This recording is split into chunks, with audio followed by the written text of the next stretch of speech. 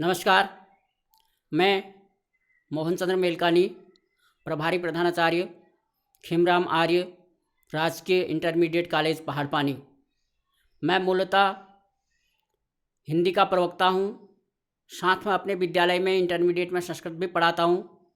साथ में प्रभारी होने के कारण मेरी जिम्मेदारी बनती है कि मैं अन्य विषयों पर भी यदि कोई टिप्स दे सकूँ तो वो दूँ, और चरित्र निर्माण के लिए भी विद्यार्थियों के लिए जो आवश्यक निर्देश दे सकूँ वो दूँ। क्योंकि लॉकडाउन है, विद्यार्थी परेशान हैं, विद्यालय में नहीं जा पा रहे हैं। मैंने भी ये सोचा है कि अपना एक चैनल बनाऊं और उसके माध्यम से अपना विषय और अन्य विषय से संबंधित और उनके चरित्र निर्माण के लिए, ताकि वो एक सफल विद्यार्थी बन सकें, अच्छे अंक ला सकें, साथ ही सफल प्रतियोगी भी बन सकें, इसके लिए प्रयत्न करूं। तो मैंने आज से अपना एक चैनल बनाया है। आइए मेलकानी सर से पढ़ें। तो आप मेरे से अगर लाभान्वित होना चाहते हैं तो कृपया मेरे चैनल को आइए मेलकानी सर से पढ़ें, इस चैनल को सब्सक्राइब करें, इसको शेयर करें, कमेंट भी करें। तो यदि आपकी ओर से अच्छा फीडबैक आता है तो मैं आपके लिए पुनः प्रयत्न करना चाहूँगा। यदि मेरे इस कार्य में कहीं कोई त्रुटि भी हुई हो तो उसकी ओर आप ध्यान नहीं देंगे, ये चाहूँगा। धन्यवाद। नमस्कार। आज मैं 12वीं कक्षा के लिए हिंदी विषय के अंतर्गत गद्य में सबसे महत्वपूर्ण पाठ भक्तिन, जिसकी लेखिका महादेवी वर्मा जी हैं, उस पर आपके लिए पाठ्य सामग्री तैयार कर रहा हूँ। थोड़ा सा परिचय पाठ का। भक्तिन महादेवी जी का प्रसिद्ध संस्मरणात्मक रेखाचित्र है, जो स्मृति की रेखाएं से संकलित है। इसमें महादेवी जी ने अपनी सेविका भक्तिन के अतीत और वर्तमान का परिचय देते हुए उसके व्यक्तित्व का बहुत दिलचस्प खाका खींचा है। महादेवी के घर में काम शुरू करने के पहले उसने कैसे एक संघर्षशील, स्वाभिमानी और कर्मठ जीवन जिया, कैसे पितृसत्तात्मक मान्यताओं और छल-छद्म भरे समाज में अपने और अपनी बेटियों के हक की लड़ाई लड़ती रही, और उसमें हार कर कैसे जिंदगी की राह पूरी तरह बदल लेने के निर्णय तक पहुंची। इसका अत्यंत संवेदनशील चित्रण इस पाठ में हुआ है। इसके साथ भक्तिन महादेवी जी के जीवन में आकर छा जाने वाली एक ऐसी परिस्थिति के रूप में दिखलाई पड़ती हैं, जिसके कारण लेखिका के व्यक्तित्व के कई अनछुए प्रच्छन्न आयाम उद्घाटित होते चलते हैं। इसी कारण अपने व्यक्तित्व का जरूरी अंश मानकर वे भक्तिन को खोना नहीं चाहती। समग्रतः इस पाठ को परिस्थितिवश अक्खड़ बनी पर महादेवी के प्रति अनमोल आत्मीयता से भरी भक्तिन के बहाने स्त्री अस्मिता की संघर्षपूर्ण आवाज़ के रूप में भी पढ़ा जाना चाहिए। मैं अपने विद्यार्थियों से कहना चाहूँगा, गद्य में 12वीं कक्षा के लिए सबसे महत्वपूर्ण पाठ यही है। जब से आरोह नामक पुस्तक पढ़ाई जा रही है, मेरे देखने में यह आया है कि किसी न किसी रूप में इस पाठ से अवश्यमेव कोई न कोई प्रश्न हर वर्ष आता है। यह बड़ी साहित्यिक शब्दावली वाला पाठ है। एक एक वाक्य के बड़े लंबे अर्थ होते हैं। इसलिए मैं चाह रहा हूँ कि आप अपनी पाठ्य पुस्तक निकालें, भक्तिन नामक पाठ खोल करके मेरे साथ चलते रहिए। जो मेरे से व्याख्या हो पाएगी, मैं एक एक वाक्य की व्याख्या आपके सामने करूँगा। तो प्रस्तुत है भक्तिन। महादेवी जी कहती हैं, छोटे कद और दुबले शरीर वाली भक्तिन अपने पतले ओंठों के कोनों में दृढ़ संकल्प और छोटी आंखों में एक विचित्र समझदारी लेकर जिस दिन पहले पहले मेरे पास आ उपस्थित हुई थी, मतलब भक्तिन एक नौकरानी के रूप में महादेवी वर्मा जी के पास जिस दिन सर्वप्रथम आई थी, उस दिन जिस प्रकार से महादेवी वर्मा जी ने उनको देखा, लग रहा था ओंठ पतले हैं, संकल्प दृढ़ है, आंखें छोटी हैं और उनसे लग रहा था कि उनमें विचित्र समझदारी भरी हुई है। तो इस प्रकार से जब वो आई थी और तब से महादेवी वर्मा जी जब इस पाठ को लिख रही हैं, उनका कहना है कि तब से एक लंबा समय यानी कि एक युग का समय बीत चुका है, वो कह रही है। पर जब कोई जिज्ञासु अर्थात जानने का इच्छुक इस संबंध में प्रश्न कर बैठता है, प्रश्न क्या कर बैठता है भक्तिन से, ये बताइए कि आप और महादेवी वर्मा जी कब से साथ रह रही हैं या कितना समय हो गया है।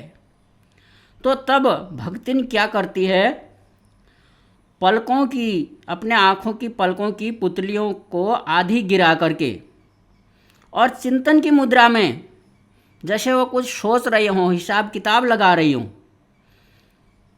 ठुड्डी को कुछ ऊपर उठाकर, अपनी ठोड़ी को थोड़ा ऊपर उठाकर विश्वास भरे कंठ से उत्तर देती हैं। उत्तर बताती हैं और ऐसा लगता है कि वह पूरे विश्वास से कह रही हैं जो कह रही हैं। क्या कहती हैं, अपनी भाषा में कह रही हैं वह, तुम का पचे का बताई, यह 50 वर्ष से संग रहित। अर्थ लगभग ये होता है कि मैं आपको क्या बताऊं, महादेवी वर्मा और मुझे साथ रहते लगभग 50 वर्ष हो गए हैं। इस हिसाब से मैं 75 की ठहरती हूँ।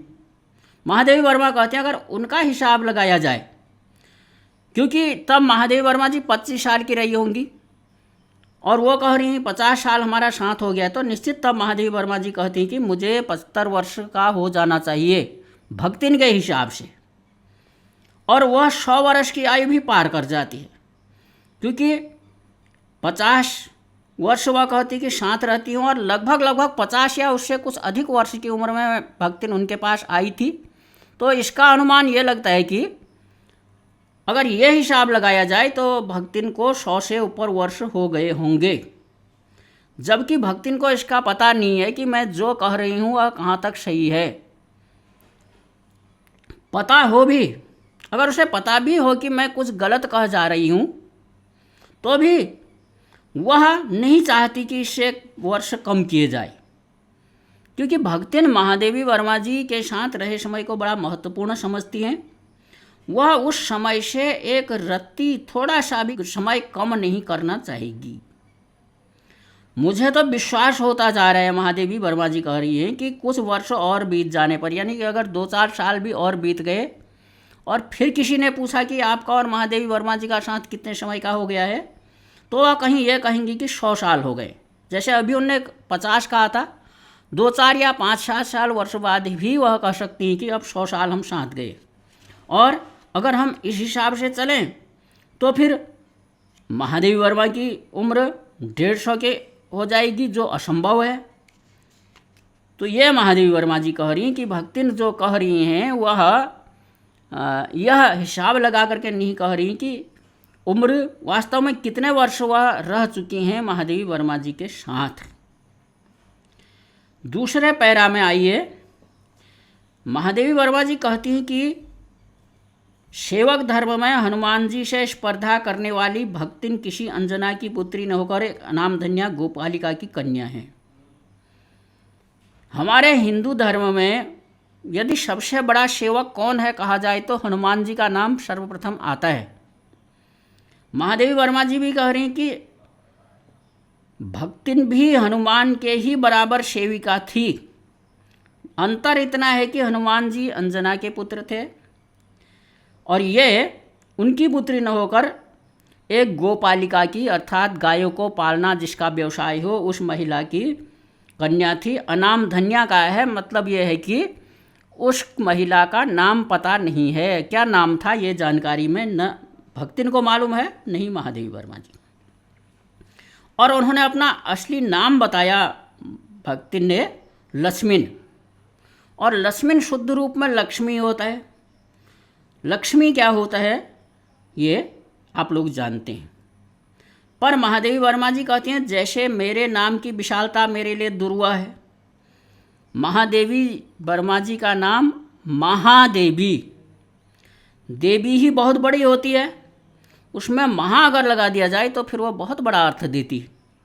नाम महादेवी वर्मा, लेकिन उनका जीवन व्यक्तिगत कितना सुखमय रहा था ये प्राय सभी लोग जानते हैं।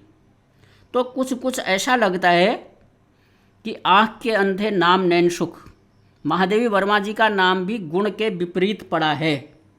यही वह कह रही है, मेरा नाम महादेवी वर्मा है, लेकिन मैं कितनी महादेवी हूँ यह तो सब जानते हैं। ठीक ऐसा ही भक्तिन के साथ भी वह नाम लक्ष्मी, लक्ष्मी समृद्धि की देवी का नाम है, और भक्तिन के कपाल कुंचित रेखाओं में बंध नहीं सकती। जो उनका नाम था उस नाम को उनका जीवन साकार नहीं कर सका। वैसे तो प्रायः सभी को अपने अपने नाम का विरोधाभास लेकर जीना पड़ता है। नाम एक ऐसी चीज़ है, प्रायः लोग उससे असंतुष्ट रहते हैं कि मेरा नाम सही नहीं पड़ा, ये होना चाहिए था, ये नाम क्यों पड़ा होगा जो पड़ा है। अधिकांश लोगों के साथ ये होता है। लेकिन महादेवी वर्मा जी कहती हैं, लेकिन भक्तिन बहुत समझदार है, क्योंकि वह अपना समृद्धि सूचक नाम किसी को नहीं बताती। उसका जो समृद्धि सूचक नाम है लक्ष्मी अर्थात धन की देवी, तो वह किसी को ये नाम नहीं बताई। कोई दूसरा पूछेगा तो वह अपना नाम लक्ष्मी नहीं बताएगी, क्योंकि हो सकता है उसका मजाक उड़ाया जाए। लेकिन उन्होंने नौकरी की खोज में जब आई थी, तब ईमानदारी का परिचय देने के लिए उसने जब नौकरी की खोज में महादेवी वर्मा जी के पास आई थी और महादेवी वर्मा जी ने उनसे पूछा होगा कि आपका नाम क्या है, तो उन्होंने ये नाम वास्तव में बता दिया कि मेरा नाम लक्ष्मी है। और शेष इतिवृत्त अर्थात अपने जीवन की शेष समस्त बातें आदि से अंत तक यहाँ तक बताया। लेकिन एक प्रार्थना लगाई उसमें कि महादेवी वर्मा जी, मैं आपको बता रही हूँ कि मेरा नाम लक्ष्मी है, लेकिन प्रार्थना ये है कि मैं कभी इस नाम का प्रयोग किया जाए ये नहीं चाहती हूँ, मुझे आप लक्ष्मी नाम से न बुलाएं। फिर क्या हो, उपनाम रखने की प्रतिभा होती। यदि कोई उपनाम रखा जाता, मैं रख सकती, तो महादेवी वर्मा जी कहते तो सबसे पहले उसका प्रयोग अपने ऊपर करती, अर्थात महादेवी से बदलकर अपना कोई दूसरा नाम रख लेती, उपनाम। इस तथ्य को वह देहातिन क्या जाने, यह ग्रामीण महिला इस बात को क्या जाने। इसीलिए जब मैंने कंठी माला देखकर उसकी कंठी और माला देखी, भक्त का जैसा स्वरूप देखा, तो अपने मन से महादेवी वर्मा जी ने एक नाम उसका रख दिया, भक्त का स्त्रीलिंग में भक्तिन। नाम बहुत कवित्वहीन नहीं था। किसी का भी नाम भक्तिन या भगत रख दिया जाए तो प्रायः गृहस्थ लोग, सामान्य लोग प्रसन्न नहीं होंगे। लेकिन भक्तिन बहुत ही प्रसन्न हो गई इस नाम को लेकर जो उनकी मालकिन महादेवी वर्मा जी ने दिया था। अगले पैरा में महादेवी वर्मा जी कहती हैं, भक्तिन के जीवन का इतिवृत्त जाने बिना उसके स्वभाव को पूर्णतः क्या अंशतः समझना भी कठिन होगा। भक्तिन का स्वभाव किस प्रकार का हो चुका है और ऐसा क्यों हुआ, इसको जानने के लिए ये जानना जरूरी होगा कि वो क्या परिस्थितियां रही, वही आदि से लेकर यहाँ तक महादेवी वर्मा जी के वहाँ पहुँचने तक उनके जीवन में क्या क्या घटनाएं घटी जिससे कि उनका स्वभाव ऐसा बन गया, वो महादेवी वर्मा जी बताती हैं।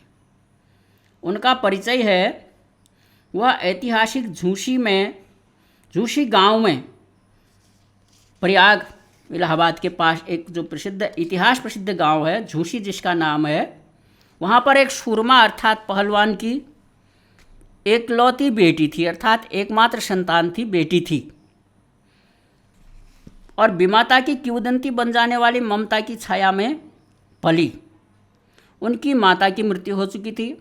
विमाता अर्थात सौतेली माँ ने उनका पालन पोषण किया, जितनी ममता वो दे सकी वो दिया और उसी में वह पली। 5 वर्ष की वय में अर्थात जब भक्तिन मात्र 5 वर्ष की थी, उसे हंडिया ग्राम के एक संपन्न गोपालक की, संपन्न गायों को पालने वाले की, गोपालन जिसका मुख्य व्यवसाय था, उसकी सबसे छोटी पुत्रवधू बनाकर उसकी पुत्रवधू बना दिया गोपालक की, अर्थात सबसे छोटी पुत्रवधू मतलब यह है कि और भी उनकी संतान होंगी, पुत्र होंगे, लेकिन जिनके साथ भक्तिन ब्याही गई वो लड़कों में, पुत्रों में सबसे छोटा था। तो उनके साथ ब्याह करके पिता ने शास्त्र से 2 पग आगे रहने की ख्याति कमाई। मतलब ये है, पिता ने शास्त्र से 2 पग आगे रहने की ख्याति का मतलब ये है कि उन दिनों बालिकाओं का विवाह जल्दी ही कर दिया जाता था, बाल विवाह कर दिया जाता था। हो सकता है 10, 12, 13 की अवस्था में कर दिया जाता होगा। यहाँ पर भक्तिन का विवाह 5 वर्ष की ही आयु में कर दिया गया, ये बताया गया है। इसलिए कहा कि शास्त्र अगर उस समय 12, 13 वर्ष कह रहा था तो इन्होंने और भी बहुत पहले 5 वर्ष की आयु में भक्तिन का विवाह कर दिया। तो इसलिए कहा गया कि शास्त्र से आगे रहने की ख्याति कमाई, जितना शास्त्र का रहा था उससे भी पहले कर दिया। और 9 वर्षीय युवती का गोना देकर, और विवाह के बाद कुछ वर्ष वह अपने मायके में रही। गोना भी लगभग 5-7 साल बाद भी हो सकता था, लेकिन 5 वर्ष की आयु में विवाह हुआ और मात्र 4 वर्ष बाद गोना करके उसे ससुराल भेज दिया गया। यहाँ पर कहा गया है, बिना मांगे पराया धन लौटाने वाले महाजन का पुण्य लूटा भीमाता ने। बिना मांगे महाजन का धन लौटाना, इससे अर्थ है कि महाजन ऋण देता है, निर्धारित समय पर भी देने में, चुकाने में असहजता होती है। लेकिन यदि कोई व्यक्ति ऋण को निर्धारित समय से पहले अगर दे देता है तो महाजन उससे ज़रूर प्रसन्न होगा कि मेरा ऋण तूने समय से भी पहले दिया, इसलिए पुण्य लूटने वाली बात कही गई है। कुल मिला के अर्थ ये हुआ कि पिता ने तो 5 वर्ष में विवाह कर दिया और भीमाता ने 9 वर्ष में उसका गोना कर दिया। अगले पैरा में पिता का उस पर अगाध प्रेम होने के कारण उसके जीवन के प्रारंभिक चरण की परेशानियां बताई गई हैं भक्तिन के। पिता का भक्तिन पर अगाध, जिसकी गहराई का पता नहीं था कि कितना प्रेम करते हैं, इतना प्रेम था। और क्यों था? क्योंकि वह इकलौती संतान थी और मात्र विहीन थी। इस कारण उसकी विमाता स्वभावतः ईर्ष्यालु हो गई थी। उसके मन में ईर्ष्या उत्पन्न हो रही थी कि पिता इसे इतना स्नेह करते हैं। और दूसरी बात विमाता के मन में ये था कि संपत्ति की रक्षा में सतर्क, कहीं ऐसा न हो इसके पिता अगाध प्रेम के कारण सारी संपत्ति इसके नाम न कर दें। तो क्या हुआ, विमाता ने उसके मरणांतक रोग का समाचार तब भेजा। उसके पिताजी मायके में बीमार पड़ चुके थे, इतने बीमार कि मरणांतक, यानी कि लगभग मरना निश्चित है।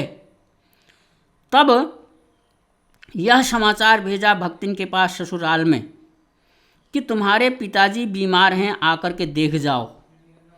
जब वह मृत्यु की सूचना भी बन चुका था, अर्थात वास्तव में मृत्यु हो चुकी थी, भक्तिन से कहा गया कि आपके पिताजी बहुत बीमार हैं, देख जाओ।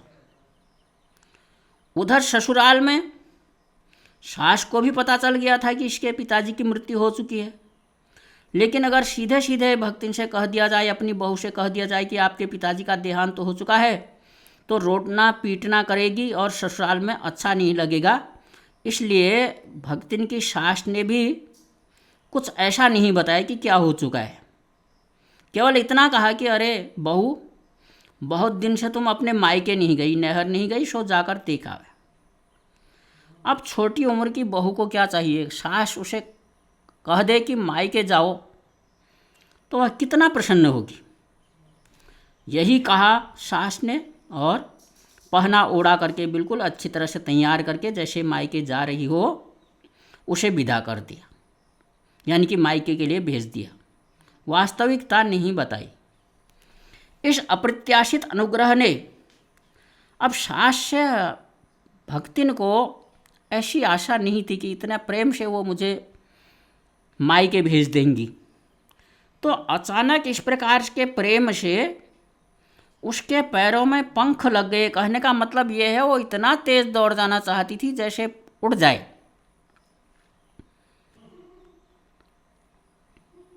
तो वे, लेकिन जो पंख यहाँ से लगे थे, जो रफ्तार, जो गति उसके पैरों में आई थी, वह जो ही अपने गांव अर्थात मायके की सीमा में पहुंची तो वो जैसे झड़ गए हों, अर्थात उसकी रफ्तार एकदम ढीली पड़ गई।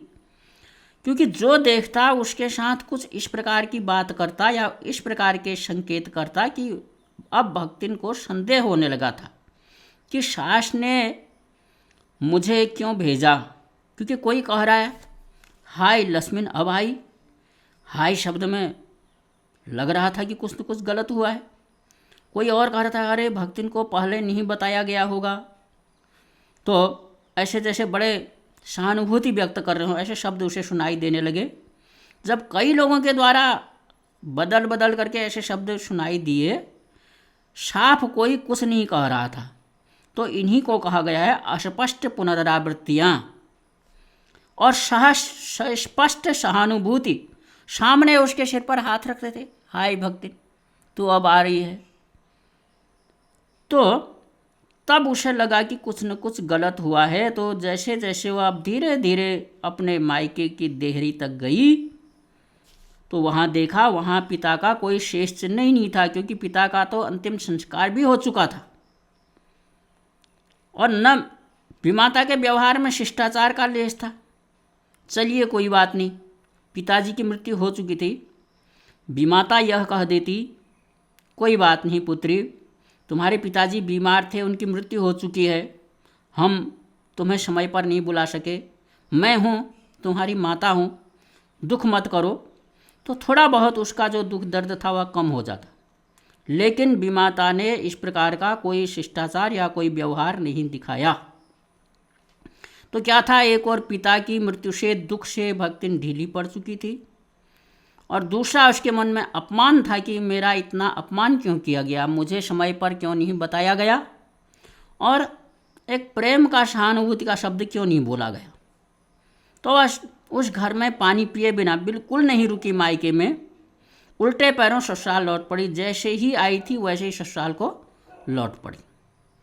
वहाँ जा कर के, क्योंकि सास ने उसे वास्तविकता नहीं बताई थी, तो सास को उसने खूब खरी खोटी सुनाई और क्रोध उसको आया था विमाता पर, क्योंकि विमाता ने उसके साथ ऐसा व्यवहार किया था, लेकिन उससे कुछ नहीं कर सकती थी। तो ये विमाता का क्रोध उसने सास को खरी खोटी सुना करके शांत किया और पति के ऊपर गहने आभूषण फेंक फेंक कर, गहने और आभूषण पति के ही कारण हैं, उसे पति पर क्रोध आया होगा, उन्होंने भी नहीं बताया, तो वह गहने सब त्वदीय वस्तु गोविंदं त्वमेव समर्पये, तुम्हारी चीज़ तुम ही पकड़ो, यह कर कर अपने उस गुस्से को शांत किया। और इसके द्वारा उसने उनको ये जताने की कोशिश की कि मेरे पिता की मृत्यु के कारण मेरे मन में कितना दुख भरा हुआ है, मेरा मर्म कितना दुखित हुआ है, मैं कितनी दुखी हूँ। ये उसके जीवन का प्रथम परिच्छेद था। जीवन के दूसरे परिच्छेद में भी सुख की अपेक्षा दुख ही अधिक है। यहाँ पर महादेवी वर्मा जी यहाँ तक जो बता रही थी, भक्तिन के जीवन का प्रारंभ बता रही थी, किस प्रकार उसकी प्रारंभिक स्थिति रही। यहाँ पर कई प्रश्न बनते हैं। आज मैं यहीं तक अपना प्रवचन दूंगा, लेकिन इसमें जो प्रश्न छिपे हैं उन प्रश्नों की ओर एक बार फिर से आपका मैं ध्यान दिलाऊंगा। प्रायः ये प्रश्न आता है कि जब भक्तिन महादेवी वर्मा जी के पास आई थी, उनका स्वरूप किस प्रकार था, उससे क्या लगता था, उनकी समझ किस प्रकार की थी और उनको सेवक धर्म में हनुमान जी से स्पर्धा करने वाली क्यों बताया गया था, वह किसकी कन्या थी, गोपालिका का क्या अर्थ है, उनका वास्तविक नाम क्या था। वास्तविक नाम आप जान रहे हैं कि लक्ष्मण अर्थात लक्ष्मी था, लेकिन वह अन्य लोगों को अपना नाम क्यों नहीं बताती थी। इस प्रश्न का उत्तर आपको जानना होगा, क्योंकि लक्ष्मी धन की देवी का नाम है। भक्तिन बहुत निर्धन थी, इसलिए वह अपने इस नाम को लोगों के सामने नहीं बताना चाहती थी। दूसरा प्रश्न यहीं पर उठता है, फिर उसने महादेवी वर्मा जी को क्यों बताया? क्योंकि वह महादेवी वर्मा जी के वहाँ नौकरानी के रूप में जा रही थी। जहाँ वह नौकरानी के कार्य की शुरुआत करे वहाँ उसे सब कुछ सही सही बता देना उचित व्यवहार था, इसलिए उसने बताया। और क्यों उसने महादेवी वर्मा जी से कहा कि आप मेरा यह नाम प्रयोग न करें, यह भी आपको बता दिया गया है कि यह धन की देवी का नाम है, विरोधाभास और था नाम में, इसलिए उन्होंने कहा। पुनः उसके बाद भक्तिन इनका नाम किसने रखा वो आप जान रहे हैं, महादेवी वर्मा जी ने रखा। क्यों रखा? उनकी एक भक्ति की जैसी वेशभूषा माला कंठी देख करके उनका नाम भक्तिन रखा गया। भक्तिन का जन्म कहाँ हुआ था? इस प्रश्न का उत्तर है ऐतिहासिक झूसी गांव में हुआ था। उसके पिताजी एक पहलवान रहे थे, माता की मृत्यु हो चुकी थी और विमाता थी, और 5 वर्ष की आयु में उनका विवाह हो गया था। 9 वर्ष की आयु में गोना हो गया था। पिता बहुत प्रेम रखते थे। माताजी ने जब पिता बीमार थे, मरणासन्न थे, तब उसको बुलाया। तब तक भक्तिन की मृत्यु हो भक्तिन के पिताजी की मृत्यु हो चुकी थी। ससुराल में भी उसके साथ इस प्रकार का व्यवहार किया गया कि सही सूचना नहीं दी गई, और वह जब मायके गई तो विमाता ने भी उसके साथ बहुत अच्छा व्यवहार नहीं किया। इस सब दुख से जलती भूनती वह वापस आ गई, और यहाँ पर उसके जीवन के प्रथम परिच्छेद की समाप्ति होती है। आगे यदि आप लोगों को इस पाठ से, मेरे पढ़ाए जाने से कुछ लाभ हो रहा होगा तो कृपया कमेंट करें, शेयर करें, तो मैं आगे आप लोगों तक पुनः अपनी क्लास की, हिंदी की या अन्य जो भी मुझे कहना है, मैं आपको इसी अपने चैनल के माध्यम से बताने का प्रयत्न करूंगा। साथ ही साथ मैं कुछ हर हमेशा टिप्स अपने बालकों को देता हूं ताकि उनके अच्छे से अच्छे नंबर आ सकें। हिंदी विषय में भी एक ऐसा अच्छा टिप्स मैं आपको दे रहा हूं जो बहुत ही आसान है। एक प्रश्न, 16वां प्रश्न जो प्रश्न पत्र में पूछा जाता है वह है, किसी एक श्लोक को लिखिए और उसका अर्थ भी लिखिए। प्रायः यही आता है। इसका मतलब तो यह है कि आज कक्षा 1 से लेकर आज तक आपने कहीं पर भी जो एक श्लोक पढ़ा हो, सुना हो, उसको उतार दीजिए और उसका अर्थ भी लिख दीजिए। तो श्लोक आपने उतारा तो 3 नंबर, अर्थ भी लिख दिया तो 6 नंबर। 6 नंबर आपके गणित की तरह से पूरे आपके आ सकते हैं। अब अच्छा रहता है, हालांकि ये नहीं लिखा रहता है कि ये पाठ्य पुस्तक से ही हो, लेकिन पाठ्य पुस्तक से अगर आप 4 श्लोक याद कर लेंगे तो बहुत ही अच्छा रहेगा। 4 श्लोक भी मैं इसलिए कह रहा हूँ कि लिखना तो एक ही श्लोक है, उसका अर्थ लिखना है। अब आपने एक ही श्लोक याद किया या 2 श्लोक याद किए, वही आपकी पाठ्य पुस्तक या प्रश्न पत्र में आ गए, तो फिर आप उनको नहीं लिख सकते। इसलिए कहीं ना कहीं से आपको 4 श्लोक याद करने चाहिए, जो बहुत बड़ा कार्य नहीं है, और उन्हीं का अर्थ भी आपको आना चाहिए। तो यदि आप पाठ्य पुस्तक से या फिर कहीं अन्य से 4 श्लोक 2-4 श्लोक याद कर लेंगे और उन्हीं का अर्थ भी आप जान लेंगे और अच्छी खासी राइटिंग में लिख लेंगे, तो ये समझिए कि ये 6 नंबर तो आपके पूरे पूरे आए हुए हैं।